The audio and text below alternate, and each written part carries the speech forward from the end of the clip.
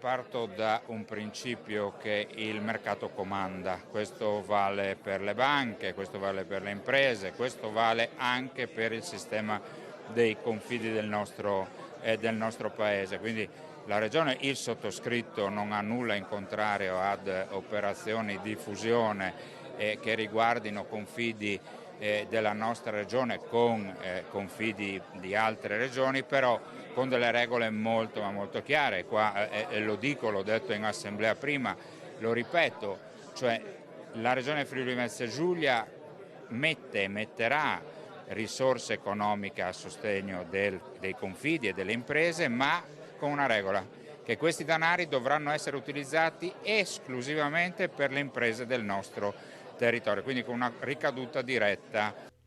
Non lasciano spazio a dubbi le dichiarazioni dell'assessore regionale alle attività produttive Sergio Emidio Bini, ok alle fusioni ma a determinate condizioni. Si è parlato di questo nella conferenza stampa tenutasi a Udine in cui si annunciava la fusione tra Confidi Friuli e Confidi Imprese e Turismo Veneto. La sfida vera però è quella di creare un ente che operi in maniera transregionale e che si posizioni tra i migliori confidi italiani.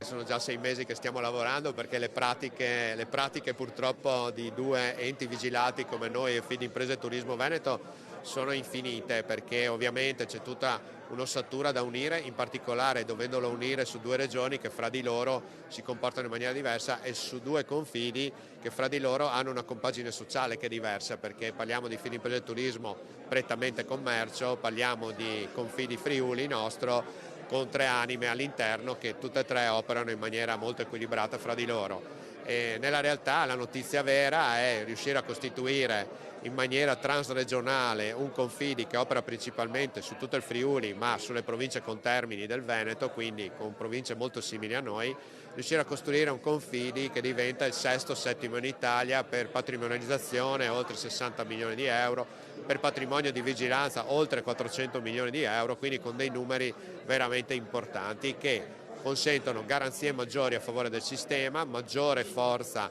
in caso di impatti negativi e di conseguenza una maggior presenza sul mercato.